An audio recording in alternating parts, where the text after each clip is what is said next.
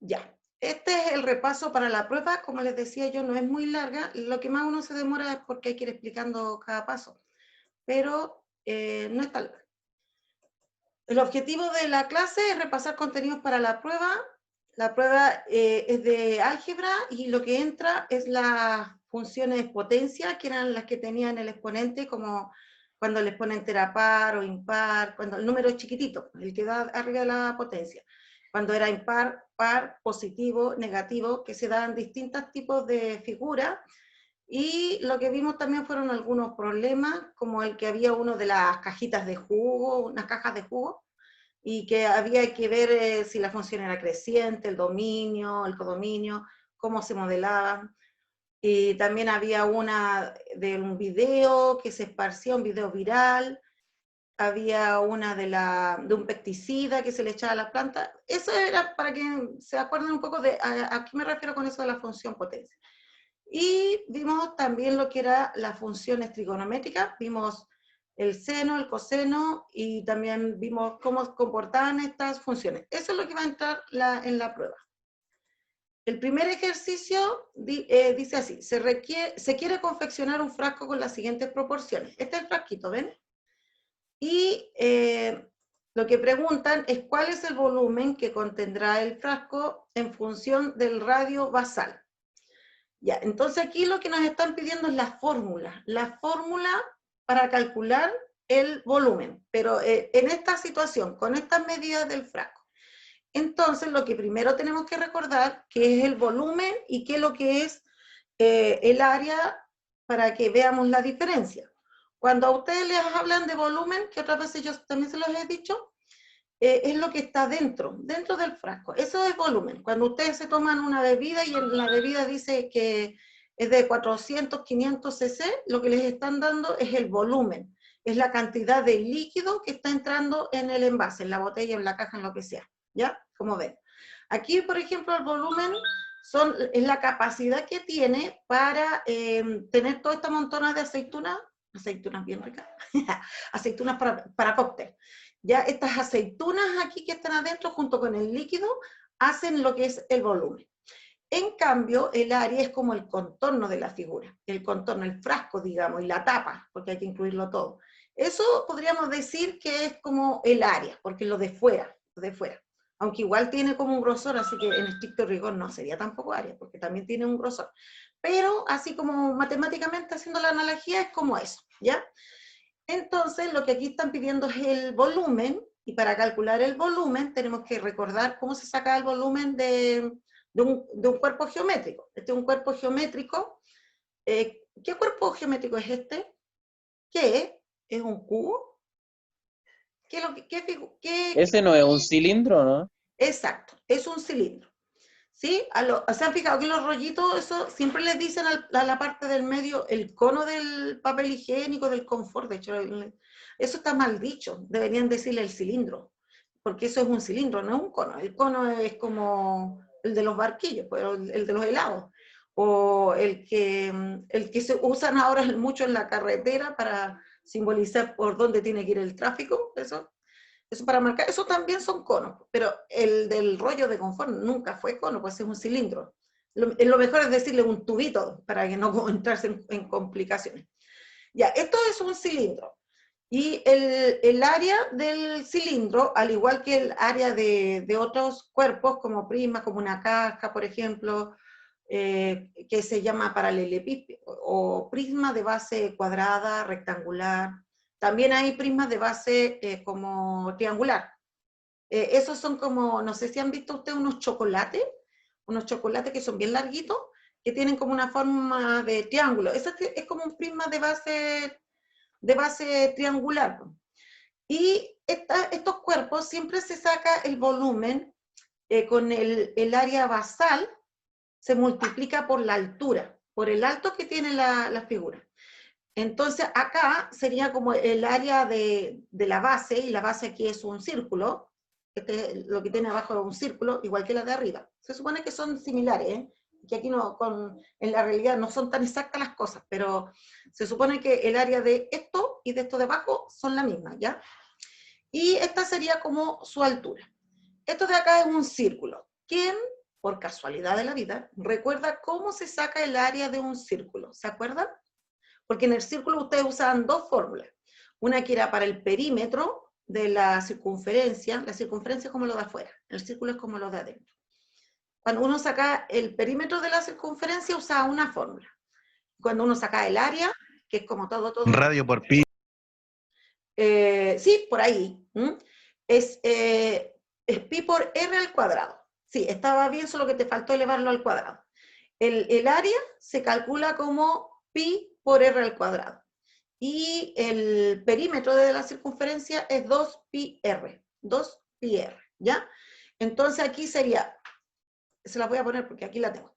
El volumen del cilindro es, como les decía, el área basal, aquí, por la altura. Porque esto del volumen es como cuando ustedes han ido a comprar mortadela a un kiosco o en el supermercado. Ustedes tienen una lámina bien delgadita, eso sería como el área nomás de la base, digamos. Pero estas láminas, si ustedes las van apilando hacia arriba, ponen una encima de la otra así, al final, ¿qué es lo que van a tener de figura? Van a tener un cilindro, ¿se fijan? Que digamos que todo el alto va a ser como la altura que tiene este cuerpo geométrico. Entonces, eso es lo que pasa acá, que uno calcula esta área y después la multiplica por la altura, porque serían como las láminas de la cecina que se van subiendo. Entonces, aquí lo que hay que hacer es buscar el área de la base, y en el caso del cilindro es pi por r al cuadrado, porque aquí abajo es una circunferencia. Si fuera un cuadrado, por ejemplo, ustedes tendrían que poner a cuadrado porque es a por a. Entonces ahí sería a cuadrado por h. ¿Se fijan? Ahí se podría ver de esa manera. Si es un triángulo, podría calcular el área del triángulo como la base por la altura partido por 2, así, bueno, como sea. Y eso lo multiplican por la altura del cilindro, porque ahí serían distintas las alturas. La cosa es que esta es la fórmula del volumen del cilindro. Y en esta hay que reemplazar. Uno pone el pi, el r, bueno, es el mismo que aparece aquí, así que eso no hay que reemplazarlo. Aquí se supone que este r va tomando valores. Por ejemplo, puede medir 5 centímetros, puede medir 2,5, 3, 10 centímetros, depende de qué tan grande quieran el frasco confeccionar, hay de distintas medidas. Y el h sería esto, la altura. Esto es lo que hay que reemplazar, los 3 R. Aquí lo que está diciendo es que el volumen, así, si esto mide R, la altura va a medir 3 veces R. O sea que si aquí midiera 5 centímetros, esto va a medir 3 por 5, 15. ¿Se fijan? Si el radio mide 2, aquí va a medir 6. Está como en esa proporción. Eso es lo que le están indicando aquí en la proporción que está en esas medidas. Aquí ponemos entonces la fórmula y reemplazamos. Ahí donde dice H, lo que hacemos es poner el 3R, porque ese no decía aquí H, decía 3R, esa es la altura. Aquí yo le puse B de R porque acuérdense que las funciones uno generalmente les ponía F de X, pero cuando ustedes ya tienen un problema, uno siempre trata de ponerle las iniciales de lo que está calculando y de las variables que está usando. A veces, por ejemplo, ¿Esto es volumen de radio? Claro, justamente, este es el volumen, la B de volumen, y la R es como lo que va variando, es como la X, ¿me entienden? Entonces, por eso es que aquí en vez de poner X, uno pone R, porque eso es lo que varía. En las otras que habíamos visto anteriormente, en las otras clases, habían unas que eran, por ejemplo, con T, entonces en vez de poner X, se ponía una T, porque tenían que ver con el tiempo. Entonces, por eso uno ponía la T. Por eso las va uno cambiando. Pero esta ya sería lo que les están pidiendo, que es la función, pero hay que arreglarlo un poquitito. Entonces, ¿qué vamos a hacer? Este 3 que está aquí, lo vamos a poner adelante, porque generalmente estos coeficientes se ponen adelante de la expresión. Entonces el 3 va a ir adelante y las R las vamos a juntar. Entonces, si aquí yo tengo R cuadrado y aquí tengo R, ¿a cuánto me va a quedar elevada la R? ¿A cuánto quedaría? Aquí tengo R al cuadrado y aquí tengo R, que imaginariamente está elevado a 1. Entonces, si la... Al cubo, ¿no? Exacto, muy bien, Patricio. Aquí va a quedar la R elevada al cubo. Entonces, la expresión les va a quedar así. 3, que es ese de ahí. Obviamente, si este número aquí cambia, a ustedes también les cambiaría ahí. porque depende de eso. Y pi se mantiene y aquí las R se suman y queda elevado al cubo. Y ahí está listo el ejercicio. Quizás me demoré mucho en el preámbulo, pero era para que entendieran cómo llegamos ahí, ¿ya? Pero es fácil el ejercicio, no es tan complejo. Es cuestión de simplemente saber cuál es la fórmula del cilindro y si les ponen, por ejemplo, otra figura, no sé, pues, si les ponen un cono, les ponen como una caja, ahí tienen que buscar cuál es el volumen del prisma, de base cuadrada o de paralelepípedo. ¿Cómo? Ustedes ahí también les muestran siempre los dibujos, así que también con los dibujos en internet uno puede ubicar a cuál figura les están haciendo referencia. Ya, la pregunta 2, que está relacionada, que es de lo mismo anterior, dice, el dominio de la función, hoy le puse 2 veces de la función volumen del ejercicio anterior es. Aquí les están pidiendo cuál es el dominio. Recordemos que el dominio eran los valores que tomaba X. Y en este caso, la X es la R. Entonces son los valores que toma la R. Y ahí tienen que pensar, así como les explicaba yo antes, no es como un número, sino que es como un conjunto de números. Entonces ustedes ahí tienen que decir si son los números reales abarcan todos los números positivos, los negativos y el cero.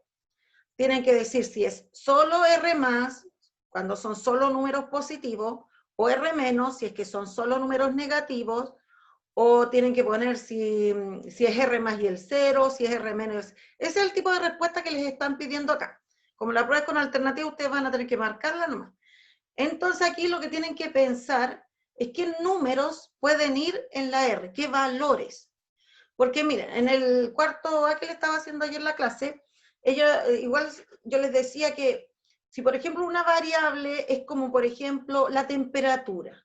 Ustedes saben que la temperatura, cuando uno le dan la temperatura, también le hablan de valores negativos, que decían menos 1 grado, o que ustedes que son de química, una sustancia puede estar expuesta a grados bajo cero, y ahí se toman valores negativos, ¿se fijan?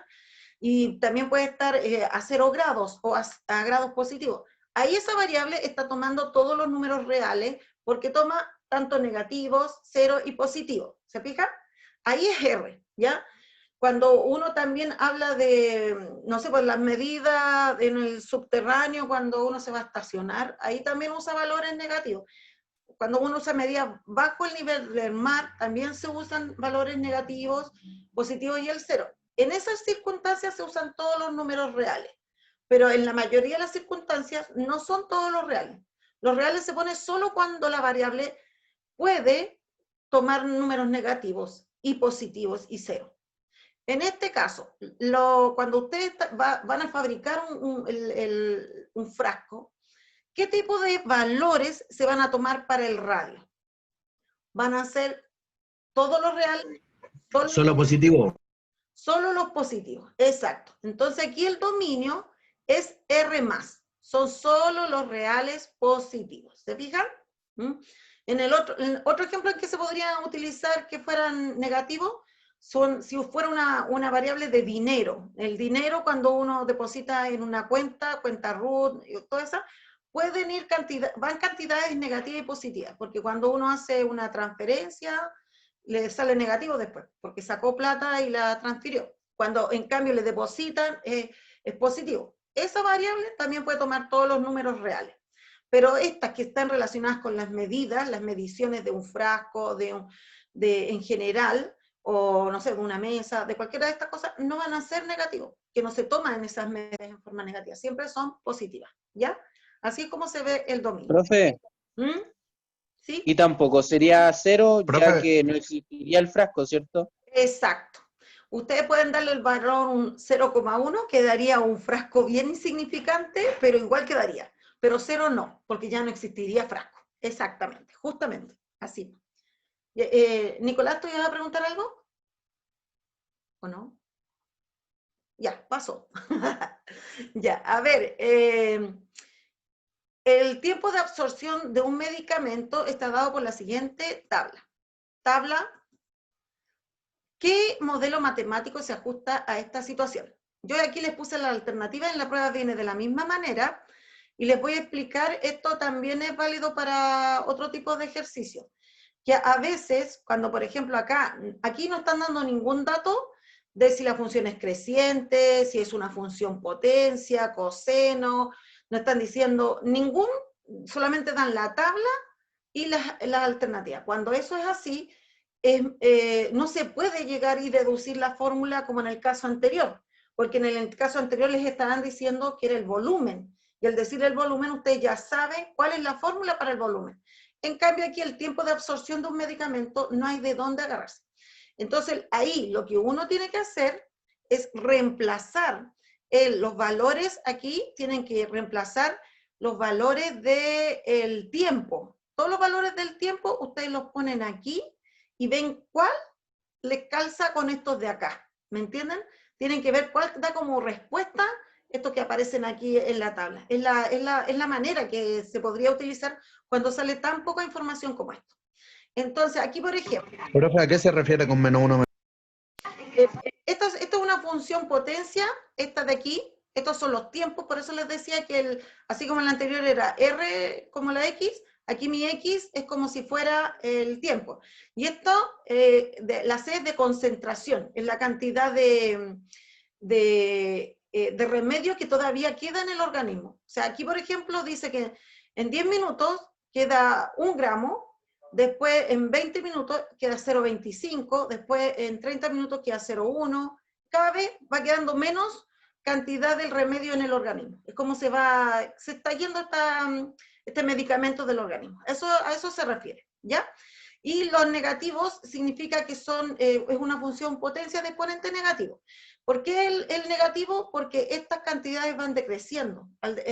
Cuando el exponente es negativo, significa que es una función decreciente. Cada vez que ustedes vean que hay exponente aquí negativo en la variable, piensen eso, que la función es decreciente, porque va a ir bajando, porque este negativo va a ir haciendo que el número, aunque la t sea grande, al estar negativo va a hacer que el número se vaya disminuyendo. Aquí, por ejemplo, se ve en la tabla. Esto va achicando, ¿ya? Entonces, ¿cómo lo vamos a hacer para hacerlo más fácil? Como les decía yo, vamos a reemplazar. Entonces, por ejemplo, aquí la t, yo le voy a poner el valor 10. Entonces me va a quedar 10 por 10. ¿Cuánto da 10 por 10? ¿Cuánto es 10 por 10? Este 10 es de ahí, ¿ya? Este. Y el t vale 10. Este valor. Así. Significa que en la tabla aquí no hay ningún valor 100. Entonces, eso quiere decir que ese valor inmediatamente lo tenemos que descartar. Ese no sirve. ¿Entienden? Entonces acá, aunque yo lo reemplazo, descarto al tiro la letra A, porque no me calza ni siquiera con el primero. Tengo que ver si calza con el primer valor y de ahí seguir con los otros. Ya, sigamos con la letra B. En la letra B, ustedes acá tienen que poner 10 y acá les va a quedar 10 elevado a menos 1. ¿Se fijan? Este menos 1 va a quedar como aquí arriba, para este ejercicio, para la B. ¿Se acuerdan qué sucedía cuando el valor que ustedes le ponían al exponente era negativo? ¿Qué se hacía cuando tenían aquí menos 1? ¿Se acuerdan? ¿Quedaba un décimo? Exacto, muy bien, Patricio. Qué bueno porque en el otro curso no se acordaron. En este curso se acordaron. Muy bien, Patricio. Aquí lo que se hacía era que se ponía un 1 aquí abajo y esto se da vuelta. Entonces, exactamente queda como 1 partido por 10, elevado a 1, que es 10 nomás. Por eso es que quedó solo el 10. Y acá podemos simplificar los 10, que esa es una manera, es decir, si este se va con este, me queda 1, ¿se fijan? O si a alguien no se le ocurre, dice, no, yo lo habría multiplicado. Le habría quedado 10 por 1, 10, y 1 por 10, 10, porque ahí hay un 1 imaginario. O sea, me queda 10 partido por 10, que igual sigue siendo 1. ¿Se fijan?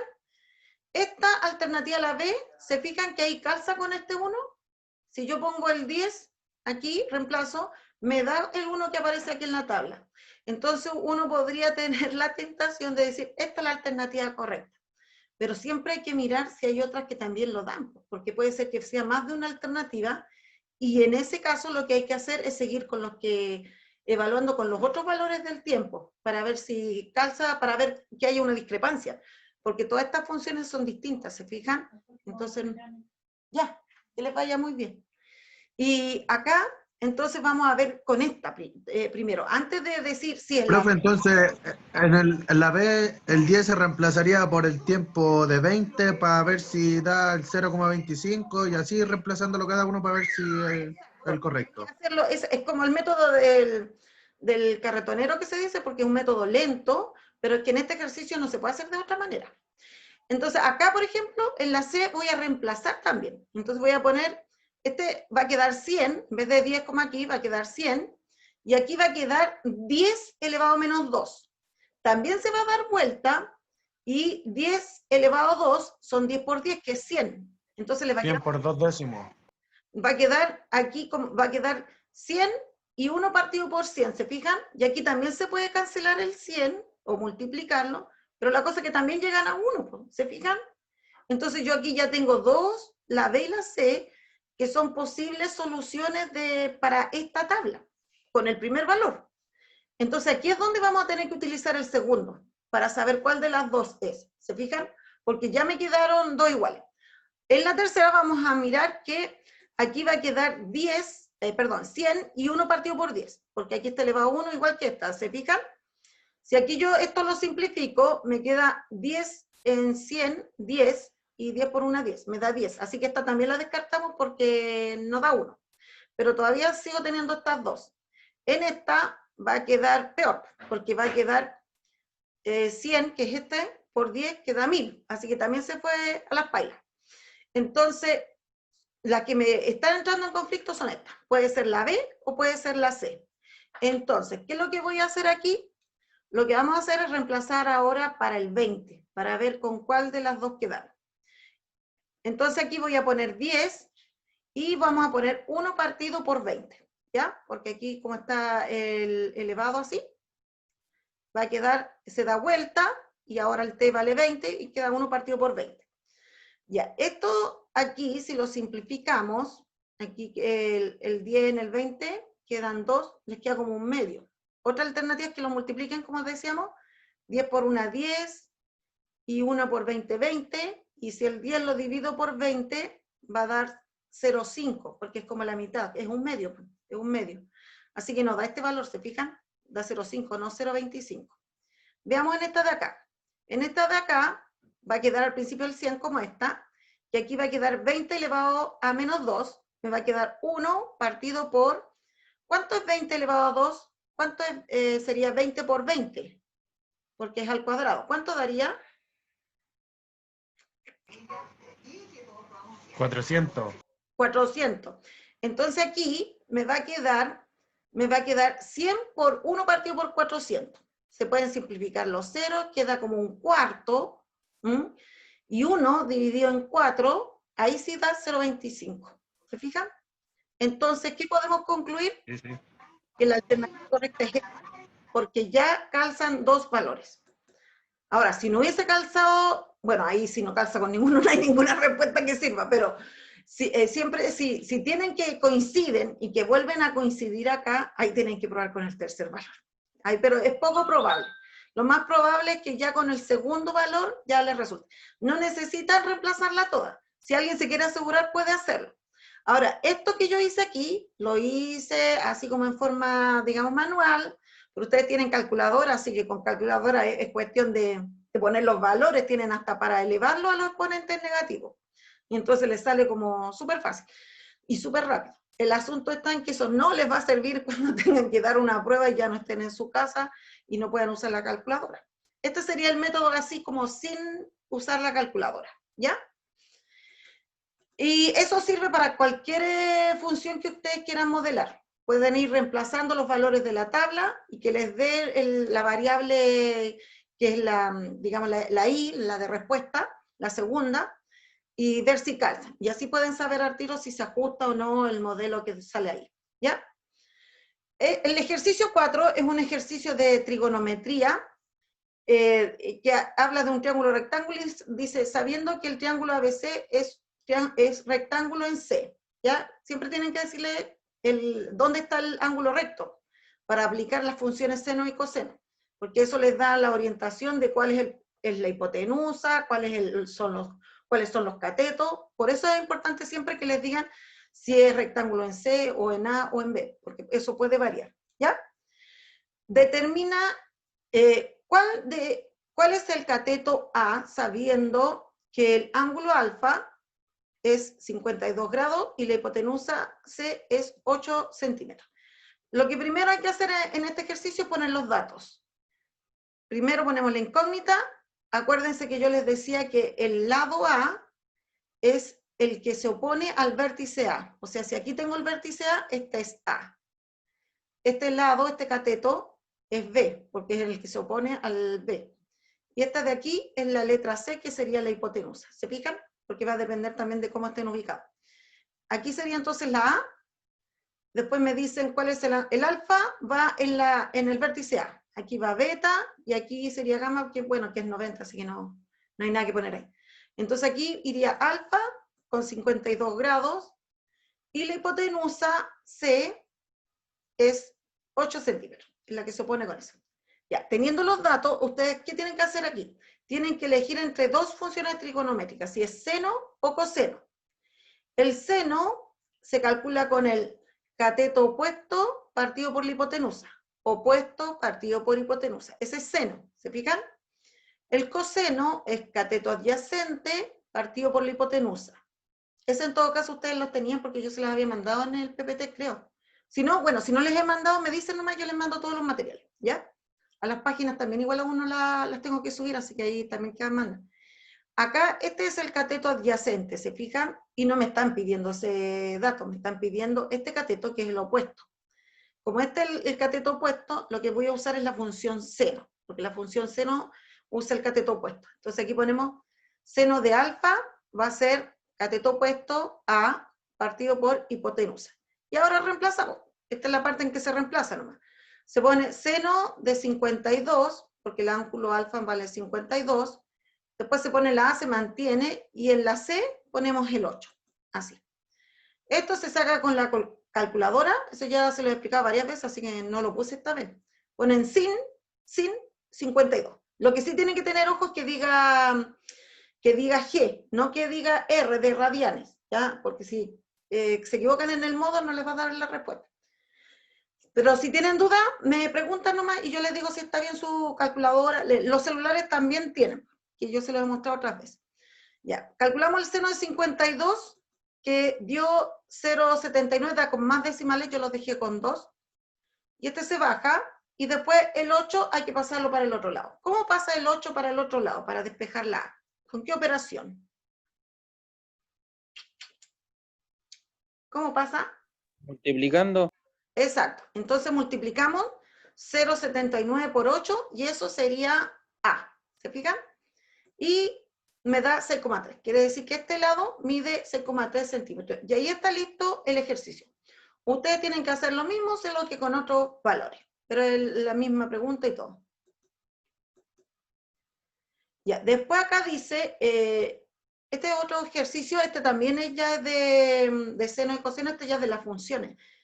Dice, Joaquín está jugando a la ruleta y sabe que para obtener el mayor puntaje, le voy a poner, aquí está la ruleta.